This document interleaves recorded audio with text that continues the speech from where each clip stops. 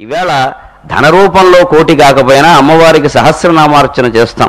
ఆయన అమ్మవారి యొక్క కోటి రూపాలను దర్శించినటువంటి వ్యక్తి, అంటే విశ్వమంతా భగవంతుడిగా చూడగలిగినటువంటి వ్యక్తి మాత్రమే నా దృష్టిలో సౌందర్య లహరి మీద మాట్లాడగలడు.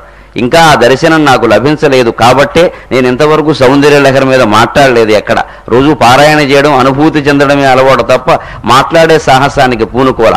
బ్రహ్మమయంగా పరమేశ్వరీమయంగా జగత్తుని చూడగలిగిన వాడు కాబట్టి ఆయన మాట్లాడగలుగుతాడు. కింద గురువు ముందు గ్రంథం, ఈ మూడు రహస్యాలు తెలిసిన వాడు శంకరాచార్య సాహిత్యాన్ని గురించి మాట్లాడగలడు. తరువులు గ్రంథములు సద్గురువుల సారం మెరుంగు కోటీశ్వరుడే. కోటీశ్వరరావు గారి పేరు గురించి కూడా నేను మాట చెప్పాలి. భాషలో కాస్త తెలుసున్నవాడు కాబట్టి మనం తరచు తప్పు పలికే పేర్లలో కోటేశ్వరరావు అనే మాట ఒకటి. కోటేశ్వరరావు అంటారు, తప్పు. కోటీశ్వరరావు. ఆయన్ని కోటీశ్వరుడుగా ఉండనండి. ఆయన కోట్లన్నీ మనకెందుకు, మన కోట్లు ఆయనకెందుకు? అంచేత ఆయన ఐశ్వర్యంతోనే మనం ఉండాలి. అది కోటి ఈశ్వరం తప్ప కోట ఈశ్వరం కాదు అది. ఇలాగే మనం చాలా తప్పు పలికే పేరులో చలపతిరావు ఒకటి, అసలు ఆ మాట లేదు. శేషాచలపతిరావు, వెంకటాచలపతిరావు, గరుడాచలపతిరావు ఉంటే అందులో సరైన సంధి ఏమిటంటే శేష ప్లస్ అచలపతిరావు, గరుడ ప్లస్ అచలపతిరావు. అచలం అంటే కొండ. ఎవడో అనుచిత పద విభాగం చేసి సంధి తెలియక శేష చల అన్నాడు, గరుడ చల అన్నాడు. చలపతిరావు అనే పేరు వాడుకలోకి వచ్చింది. చలపతి అనే మాటే ఉండదు అసలు భాష.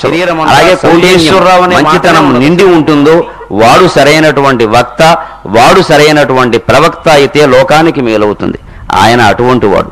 మంచితనము దేహముగమల్చిన వాడు, జగద్గురుండు సృష్టించిన కావ్య సంపద గడించిన వాడు.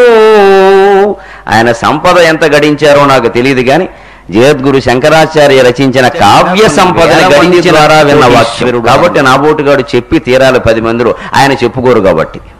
మంచితనము దేహముగమల్చిన వాడు, జగద్గురుండు సృష్టించిన కావ్య సంపద గడించిన వాడు, ఒక నాణ్యమైన ఆశించని వాడు, నేను మనసిచ్చిన వాడును.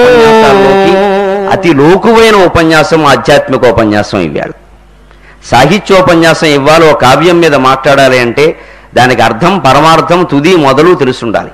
కానీ ఆధ్యాత్మికత ఎంత లోకువైంది అంటే ఎవడైనా మాట్లాడతాడు, ఏమైనా మాట్లాడతాడు, ఎప్పుడైనా మాట్లాడతాడు, ఎక్కడైనా ఆపేస్తాడు. అంత లోకువైంది వ్యవహారం. లోకంలో 3 విద్యలు ఉన్నాయి: వేదాంతం, వ్యాకరణం, కవిత్వమును. వ్యాకరణం ఉందే చెప్పేవాడికి కష్టం, వినేవాడికి కష్టం. గ్రామర్ క్లాసులు మనమంతా ఎగ్గొట్టిన వాళ్ళమే సుమారుగా. మాస్టర్కి కూడా కష్టమే, చాలా తయారవ్వాలి ఆయన. ఆయన తయారై చెప్పాలి, మనం తయారై వినాలి. రెండూ కష్టమే, చెప్పేవాడికి వినేవాడికి. కవిత్వం ఉందే చెప్పేవాడికి కష్టం, వినేవాడికి మీ సొమ్ము ఏమో. ఇందాక నుంచి నేను కవిత్వమే చెప్పాను, 7-8 పద్యాలు చెప్పాను. చెప్పడానికి నాకు ఆయాసం ఉంటుంది. మీదేముంది, బాగుంటే 2 చప్పట్లు కొడతారు, లేకపోతే చాలా వినాలి, లేదు ఎవడు ఉంటాడు అంటారు.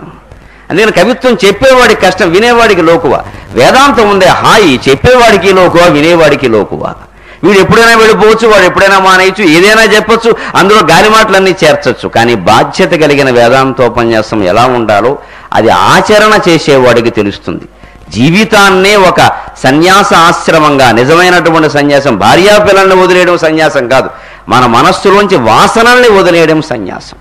అది వదిలినటువంటి యోగి కాబట్టి ఆయన గృహస్థాశ్రమంలో ఉంటూనే అంత పట్టుగా ఆ ధర్మాన్ని ఆచరించి చూపిస్తూ మనకు చెబుతున్నారు. మంచితనము దేహము గమల్చిన వాడు, జగద్గురుండు సృష్టించిన కావ్య సంపద గడించిన వాడు, జగద్గురుండు సృష్టించిన కావ్య సంపద గడించిన వాడు, ఒక నాణ్యమైన ఆశించని వాడు, నేను మనసిచ్చిన యోగ్యుడు, మీది కొంపలను ముంచని వాడు, నమ్ముడు ముముక్షువు భిక్షువు అమ్మ. మనందరికీ తెలిసి